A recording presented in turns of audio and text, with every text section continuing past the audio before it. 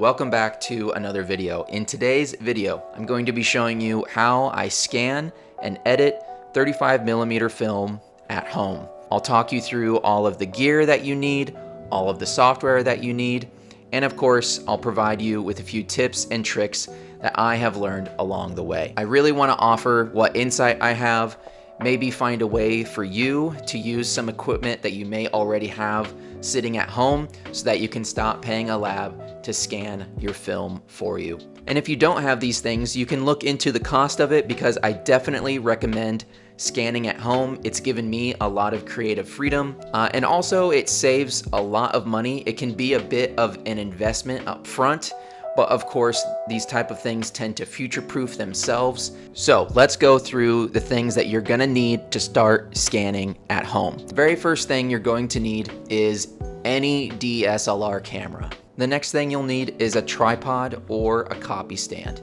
You're going to need cotton gloves, a microfiber cloth, a dust blower, a light source, a film negative holder such as this one here, and the last thing you need is a computer that runs Lightroom Classic and then some type of conversion software.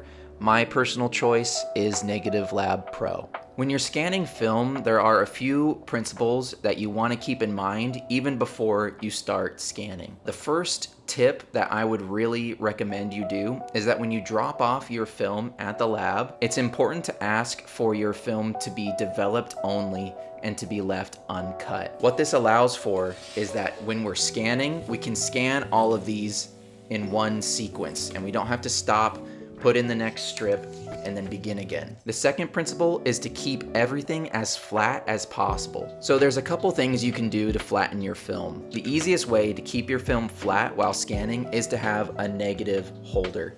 Now what this does is you put your film here and you sandwich it, and then this keeps it perfectly flat while you're scanning.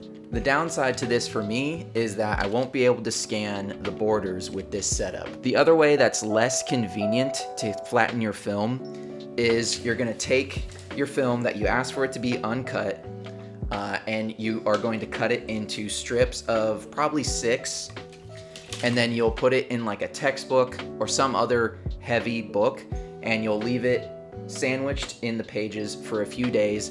Come back in a few days and your film should be nice and flat. The next tip that I have is to turn on focus peaking on your camera that you're using for scanning if it has that feature. For Fujifilm, it's a pretty simple setup to get this enabled.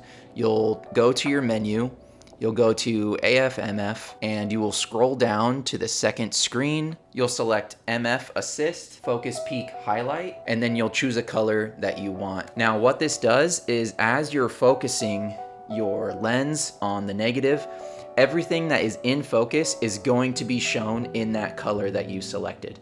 So this makes it much easier to see exactly what's in focus while you're getting your DSLR scanning setup dialed in. And my last tip that I have for this is just to, while you're scanning, touch the camera as little as possible. Ideally, you have some remote control to use for your camera so that you're not touching the body of the camera while you're scanning, or you can use the self-timer feature on your camera so that at least when the shutter is open, you're not physically touching the camera. And this is just going to reduce shake and keep the negative and the shutter as still as possible so that you get as crisp of an image as possible. Okay, so to get started, I'm going to install my film holder. This is really nice because this gets my film negatives as flat as possible. Normally, when you do this, you want to do this in the dark. For the sake of the video, I'm going to show you how to do it with the lights on, but I have blackout curtains here in my workspace. So normally I would either do this at night or I would have the curtains drawn, turn off overhead lights so that there's no extra light bouncing around and affecting the scans. I'm gonna line this up. Before I start, I'm gonna give everything, including this area, the lens, just a quick blow just to get any dust that's been sitting there off of it. You've got your film nice and flat. Now you want to make sure that the sensor of your camera is perfectly level with the surface of your film. To be honest, I eyeball it, and that's just the best that I can do. Once we get all that lined up, I'm going to also select the 2-second timer so that every time it's taking the picture, my hands are not affecting or moving the camera so that there's no shake.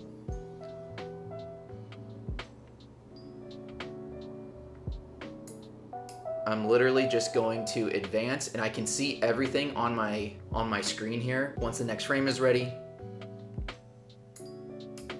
boom, we're gonna take that picture and we're gonna keep going. So altogether though, this probably takes 3 or 4 minutes to do one roll of 36 exposures, which is a lot faster than what I was doing previously with my flatbed scanner. But in my opinion, this has much better results than any flatbed scanner. Now I'm gonna show you how I scan without borders. For me, it's a lot slower to scan with borders, so I don't do it for all of my film photos. We're gonna start, it's not a great way to do it, I'm just gonna be honest with you. Any like scanning situation at home, it's gonna be, especially when we're talking about budgets, time constraints, whatever, it's gonna be about what works for you. I can do this pretty much just like very freestyled. I'm gonna hold it perfectly flat, or as flat as I can really,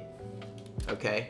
Making sure as much of this is in focus as possible. I'm gonna hold this, I'm not gonna move anything. Okay, that's one way that I'll do it. Here's another way. In situations where I don't wanna use both my hands to put tension on the ends of the negative to hold it flat, and it looks like it's holding it pretty still. Everything looks in focus on my camera, so I'll use this. This is as jerry-rigged as you can imagine. That's how I'm doing things, but really, like I said, it's gonna be different for every single person that decides that they want to do scanning at home. So really, you got to make that decision for yourself. Personally, I have found that this works really well for me. I'm not gonna record myself taking pictures of all 36 exposures, so I'm gonna stop recording, turn off the lights, close the curtains, get all of these scanned, and then we'll go into the editing room. Okay, so we're in Lightroom. We've got our negative selected. So what we're going to do before we ever pull up Negative Lab Pro to get this converted, we have to do a little bit of housekeeping first to get this ready for Negative Lab Pro. So first things first, we're going to adjust our white balance. So we'll take our white balance tool. We're gonna select the film border. Don't select any of the exposed image. So select the film border. Looks funky right now, but we gotta trust the process. And keep in mind, this is just what I do. I think there's a couple different ways to do this, but this is what gives me the results that I like. So now we're going to crop into just our exposure. We don't want any of the conversion software that Negative Lab Pro uses to judge it based on any other part of the picture besides our exposed image. So I've got it set to the Frontier profile. That's just the profile that I like to use. It really doesn't matter. Pre-saturation, I set it to very low because I like to bake in my own colors, contrast, all of those things myself. So I'll set it to very low, and then we're gonna convert one negative. Okay, so now we can just hit apply. We're gonna go back to our crop tool. We're gonna try and get this straight. And then you wanna make sure that this is set to custom and this is set to unlock. And then we're going to crop in our borders. Just for the sake of simplicity, I'm just gonna show you how I edit one picture with borders. All of the principles that I use to edit pictures, whether it be with borders or without, they're all the same. So just for simplicity, we're gonna edit a picture with borders. Looks like some of that edge is still showing, so we're gonna crop that down. All right, that looks good. Not super straight, but we can adjust that later. So now we're gonna go back to Negative Lab Pro, which is Control N. I don't know if I mentioned that earlier. Okay, so then you can use these tools in Negative Lab Pro to adjust your colors, adjust highlights and darks. I don't like to do too much. You can get really crazy with these settings. I really prefer to have a light touch when I'm editing film. I feel that I don't think it's wrong to edit your film pictures. I think if you have a particular style and a certain color palette, do whatever you want to do to make the picture look the way that you want to. Me personally, I like the aesthetic of film itself. I also have a slight color blindness with blue and green, so I really enjoy shooting film. One of the reasons being that it dictates those colors for me. So I'm not gonna do too much to this image. I'm gonna up the brightness by a very light factor. I'm gonna decrease contrast, probably lower the lights. The blacks is very case by case. In this case, I kind of want to drop the blacks quite a bit. And I'm just going to add a little bit of warmth to this picture. Not much, just a little bit. Up my saturation. And honestly, that's where I'm going to keep the image. That is really how I would edit the colors of this image. I don't want to do too much to it. It's very case by case with me, but typically that's how I'm going to do it. And then you're just going to hit apply. And now you went from a complete film negative to an edited negative with film borders. So that's how you do that. So for the most part, that is all of the gear that I use. Those are all the techniques that I use and the software that I use to scan film at home. This may not be the most ideal way to scan film, but for me, this has been the most convenient. It has been the most time efficient, and I've been getting a lot more consistent results out of my negatives, and it's also allowed a lot of creative freedom on my part. I feel like I have a lot more control over the final product with this. So I'm really happy with this setup. And honestly, everything is going to be based around the amount of time you have and the budget that you have. If you're someone that really wants to prioritize convenience over everything, then honestly, it's probably best to pay a lab to scan your images for you. You're gonna wanna look at what you already have at home and how easily you can get access to the things that you don't have, and then make a decision from that point moving forward. I will do my best to link all of the products that I use down below.